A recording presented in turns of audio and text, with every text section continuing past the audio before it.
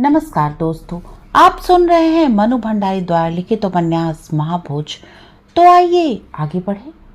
रुक्मा का घर वाला पहले शहर में रहत रहा, इस गांव का रहने वाला नहीं है। सक्सेना के ललाट पर हल्की सी शिकन उभर आई। कहीं जेल वेल का साथी तो नहीं? थानेदार उसके खतरनाक होने की बात कही चुके हैं अभी? ना ही, शहर में रहत रहा, हुए नौकरी करत रहा। लेकिन जब रुक्मा का बाप मर गया तो रुक्मा ले आई बाप की खेती करिए के खातिर।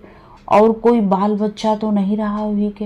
रुक्मा अकेले बिटिया रही और 20 बीघा की खेती रही। कुआं, गाय, बैल, भैंस, समराई, ये रुक्मा कौन है? अरे वही के घरवाली सरकार, यही गांव के बिटिया रही। हीरा के इस भाव से कहा मानो इतनी जगत विख्यात बात भी नहीं जानते सक्सेना साहब। बहुत ही अच्छी लड़की है सरकार, बिसु का तो बहुत मानत रही, पिरान देत रही वही के खातिर। एक लंबी हुंकार के साथ सक्सेना ने यह वाक्य अपने भीतर उतार लिया। उहे के स्कूल में पढ़ती रही ना सरकार, बस तबे से बिसु के स्कूल में पढ़ती थी। हाँ, तब शादी कहाँ भई रहे, तो उन पढ़त रही, बहुत होशियार रही पढ़े में। बिसुओ बहुत मानत रहा, बहुत नेक रहा वही पर बिसु का। बात कुछ और गहरे उतरी। जब बिसु जेल गया बहुते रोई। बिसु की माई की तरह कलपत रही साहब, खाए पिए सब छोड़ दीस रहे। बात ताल में जाकर जम गई और बयान की हर पंक्ति रेखांकित होती चली गई। शादी कब हुई रुक्मा की? बस यही कोनो 3 बरस। बहुत रो धोकर की शादी या खुशी खुशी कर ली? अरे सरकार, रोती तो है ही बिटिया शादी के समय। महतारी का घर छोड़त करेजवा बहुत कसकत है बिटियन का। यही तो महतारी ना ही रही सरकार, बाप का घर वही देखत रही। मुंह तो होते हुई शादी करके शहर में चली गई या गांव में ही रही?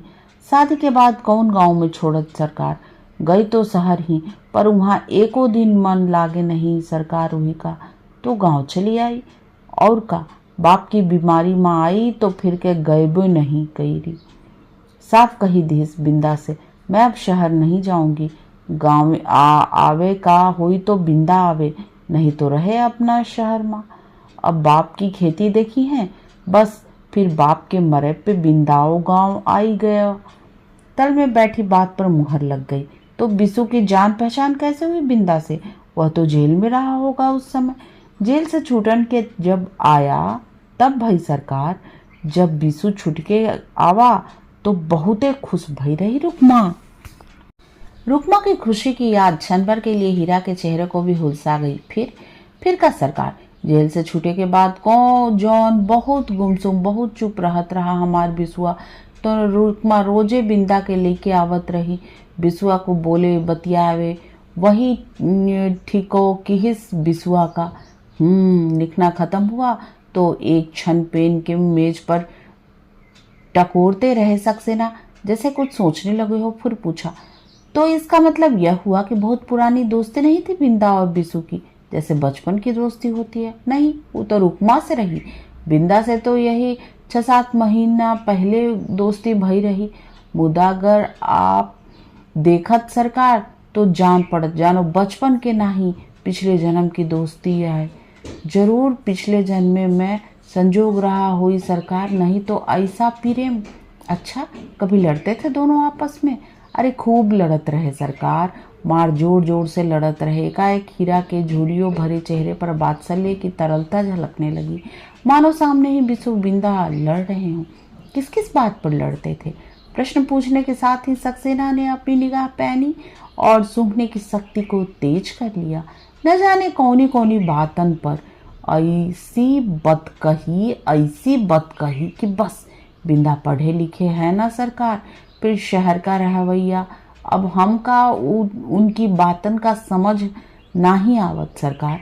बतियात बतियात जो लड़ पड़े तो लड़ते रहत।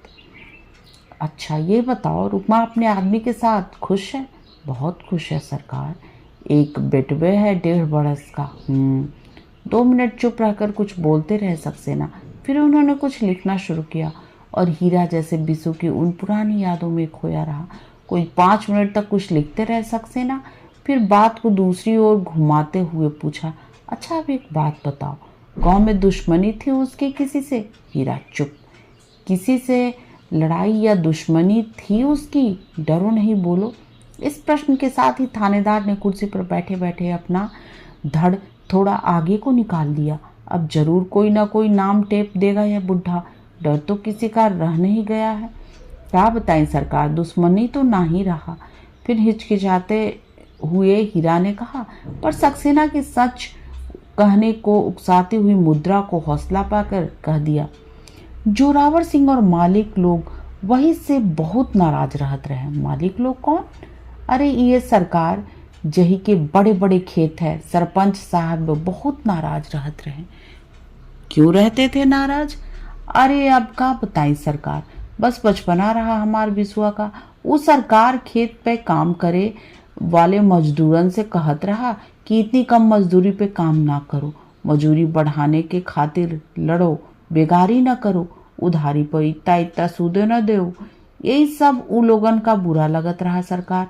फिर एक क्षण रुक कर बोला, और ठीक है सरकार, मजूरन का भड़क जाए से खेतन में नुकसान जौन हो रहा ओकर कौन सही है? बिना मजूरन कहीं खेती हुई सकी है सरकार?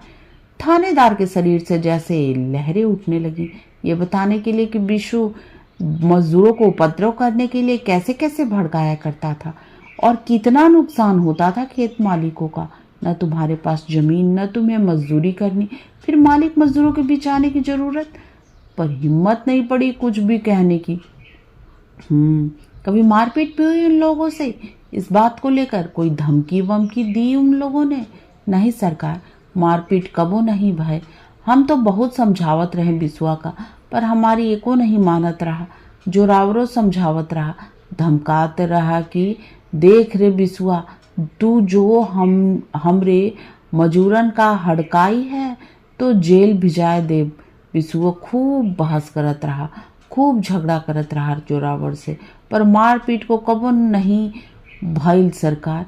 हम सच कहत हैं आपसे, बिसुआ को कोई हाथों नहीं लगावत रहा सरकार, कोनो दिन नहीं। अंतिम वाक़े पर थानेदार के तनाव एकाएक ढीले हो गए। समर्थन के से स्वर में, जी सर, अभी कोई मारपीट नहीं हुई। और थानेदार की मुहर लगे हीरा के वाक्य को रेखांकित कर दिया सक्सेना ने। फिर पूछा, अच्छा ये बताओ कि जिस दिन उनकी लाश मिली उससे एक दिन पहले उसका किसी से झगड़ा हुआ था या कोई कहासुनी हुई थी घर में, बहस या जोरावर से? नहीं सरकार, काहू से नहीं। उधर के ऊ लड़के छोड़ दिहिस रहे। जब से हरिजन टोला ये माँ आगजनी भई ना सरकार, तब से उकाहू से लड़बो नहीं करा। बस भीतरे भीतरे कल्पत रहा, बहुत रोवत रहा सरकार, बहुत रोवत रहा। कबो कबो तो रात भर छटपट छटपट करत रहा सरकार।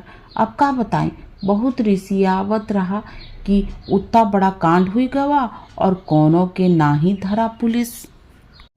फिर एक क्षण रुककर बोला, बहुत डर रहा उसका मन में सरकार। अच्छा, क्या कहता था उस दिन? वह कहाँ कहाँ गया, किस किस से मिला? दोपहर तक तो बिंदा कने रहा सरकार, वहीं के खेत पर। बरबिंदा तो शहर चला गया और ऊ धरे आवा। उंझा का सिर निकरीगा तौन रात के आवा, न जानी कहाँ गवा रहा सरकार। हम तो कबो पूछते नहीं रहे सरकार। रात को जब लौटा तो उसकी तबीयत ठीक रही सरकार।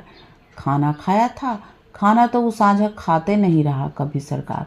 जेल से छूटे के बाद से पेट बहुत खराब रहत रहा, 2 टाइम का खानो नहीं हजम होत रहा। तुम्हारे सामने सोया था घर में? हाँ सरकार, बाहर खुलन में तो सोया रहा। रात में उसे बाहर जाते या किसी के घर जाते देखा? नहीं सरकार।